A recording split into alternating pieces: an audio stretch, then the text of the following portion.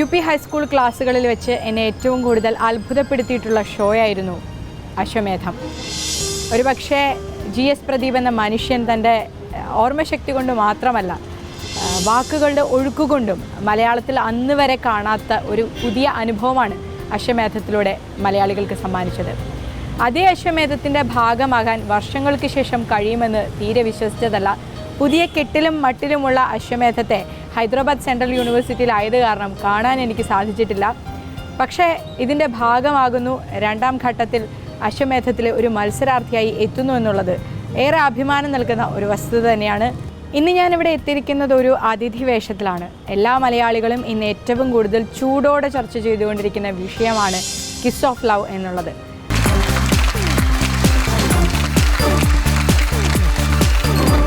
Hello Arundhati. Hello. ചുംബന സമരത്തിന്റെ വാർത്തകൾക്ക് ശേഷം അരുന്ധതിയെ നേരിട്ട് കാണുന്നത് ഇപ്പോൾ ആദ്യമായാണ്. അശ്വമേധത്തിൽ പങ്കെടുക്കാനെത്തിയതിൽ വളരെയധികം സന്തോഷം. യാഗത്തിലെ ആദ്യത്തെ വിഷയം തിരഞ്ഞെടുക്കും, ഏതെങ്കിലും ഒരു വിഷയം.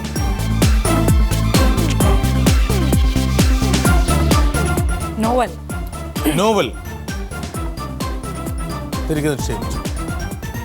നോവൽ സാഹിത്യവുമായി ബന്ധപ്പെട്ട് അരുന്ധതിയോട് ഞാൻ പറയുന്ന വാചകം ശരിയോ തെറ്റോ എന്ന് പറയുക.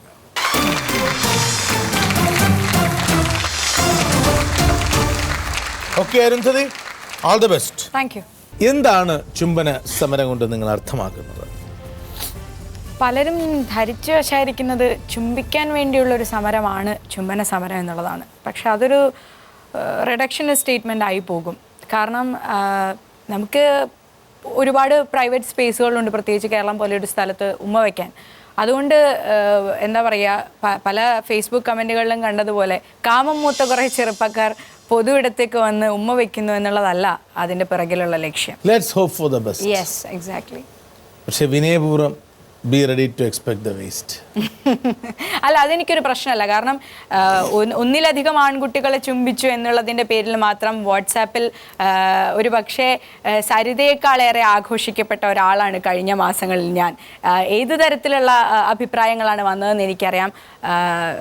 RSSൻ്റെ പല ഒഫീഷ്യൽ ഫേസ്ബുക്ക് പേജുകളിലും ലവ് ജിഹാദ് പ്രചരിപ്പിക്കുന്ന ആളായി എന്നെ ചിത്രീകരിച്ചിട്ടുണ്ട്. അതുകൊണ്ട് വിമർശനങ്ങളെയോ അപവാദങ്ങളെയോ അത്തരത്തിലുള്ള ഒന്നിനെയും ഭയക്കുന്നില്ല. ജീവിച്ചത് സൗത്ത് ഇന്ത്യയിലാണോ? അതെ.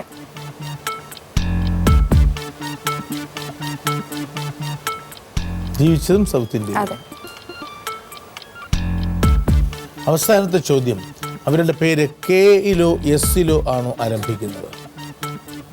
കമലാദേവിയുടെ കെയിലോ ഒക്കെയാണോ ആരംഭിക്കുന്നത്? കെയിലോ എസ്സിലോ ആണോ ആരംഭിക്കുന്നത്?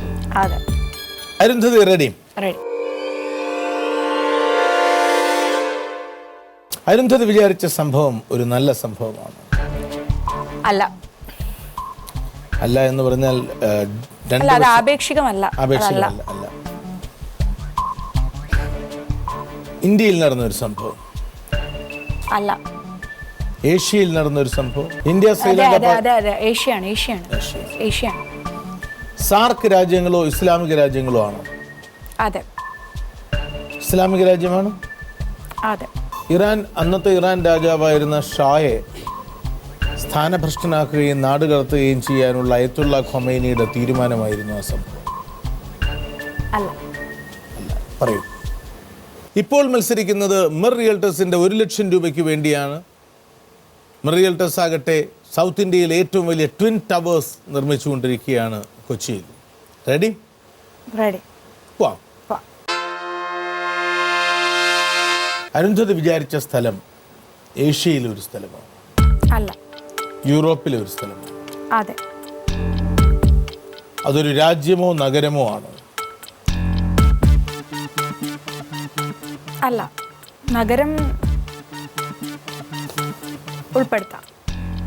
നഗരമാണ് എന്ന് പറയാം. പക്ഷേ അല്ല, പ്രധാനപ്പെട്ടത് എടുത്തു പറയുന്ന ഒരു നഗരമല്ല. അല്ല.